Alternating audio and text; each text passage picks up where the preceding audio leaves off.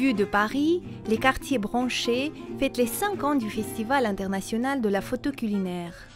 Venues du monde entier, ces photos sont gourmandes, colorées, sensuelles, chaque photographe apportant sa vision unique du thème de l'année, luxe et fête.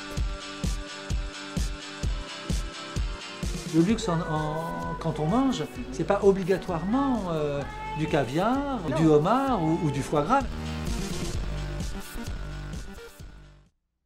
Premier arrêt, la mairie du 1er arrondissement, où les thèmes les plus simples du pop-corn se transforment en œuvres d'art.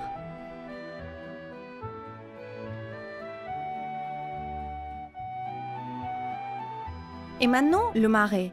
Dans une petite rue se cache une boutique, la Cave à Bulles. Mais sur ces photos, ce ne sont pas des bulles de champagne qui pétillent, c'est de la bière. Moi j'aime, ça c'est mon univers.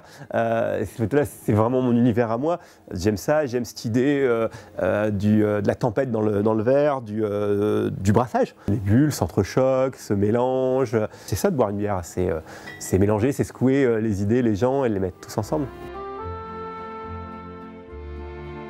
Le luxe se fait encore différemment dans un petit café près de l'hôtel de ville. Ici, on vient pour se détendre dans une ambiance bohème.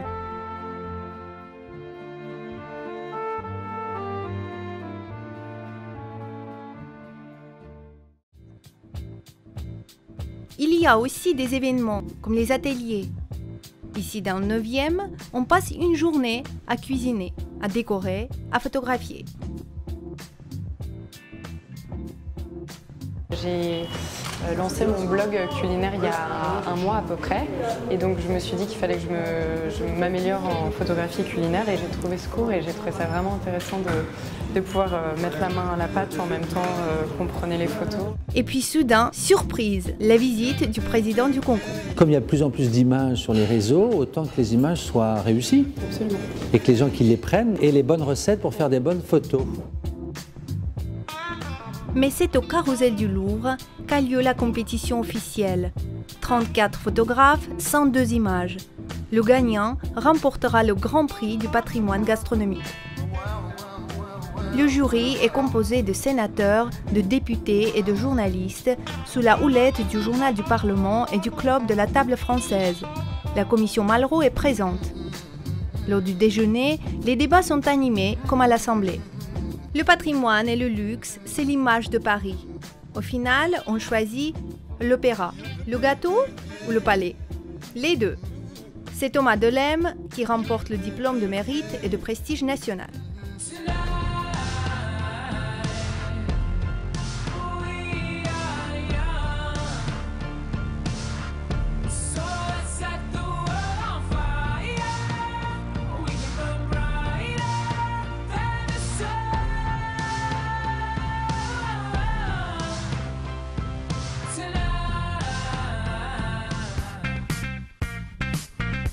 Rencontrons le photographe dans son studio. Il nous guide dans toutes les étapes de la création d'une photographie culinaire. Et on va prendre une photo sur le gâteau. Ouais, très important. Donc je me suis promené dans Paris la nuit, j'étais à Montmartre, j'étais à la Bastille, ici c'est au Trocadéro. Dans tous les quartiers de Paris, j'ai ramené des photos de Paris, donc la nuit comme ça. Alors la lumière, tu vois, tu as la tour Eiffel là-bas qui brille avec un petit point lumineux. Oui. Du coup, là, on va mettre ça, ça va être ma tour Eiffel à moi, d'accord? Et devant, tu as vu sur le mur, il y a un peu de lumière qui vient de la droite là, qui vient d'ici, comme ça. Et bien là, pareil, on va se mettre un peu comme ça. Il faut que ça soit la même chose, la même lumière. J'ai grandi dans des musées. J'ai fait 50 années d'études artistiques des Beaux-Arts à Paris. J'ai toujours été passionné par la photo, mais au départ, j'aurais préféré peut-être être peintre. Un jour, il y a quelqu'un de l'équipe de M. Ducasse qui a dit « Thomas Delem est amoureux du beau et du bon ». Et j'aime bien un jour passer une journée avec une marque de luxe et passer une journée avec un pâtissier. Je ferai toujours la même chose, je pense que je m'embêterai.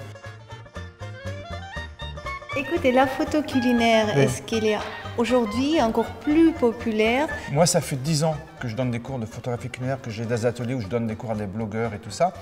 Et à mes débuts, il y avait 3-4 personnes et maintenant, il y a beaucoup plus de personnes. Et quel conseil tu leur donnes alors? Alors, moi, je dis qu'il y a la sincérité, déjà, est hyper importante. Je pense qu'il faut faire des choses très simples. Pour moi, l'appareil photo, c'est pas ce qui est le plus important. Parce que quand on a fait d'une belle lumière et des beaux cadrages, un iPhone suffirait presque, d'accord? Là, comme la photo, elle va être reproduite, ça va être dans un magazine, on a pris un appareil photo numérique.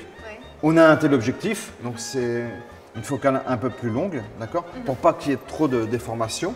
Dès qu'Anne est prête, on va appuyer sur le bouton et on va voir la photo apparaître. Ouais.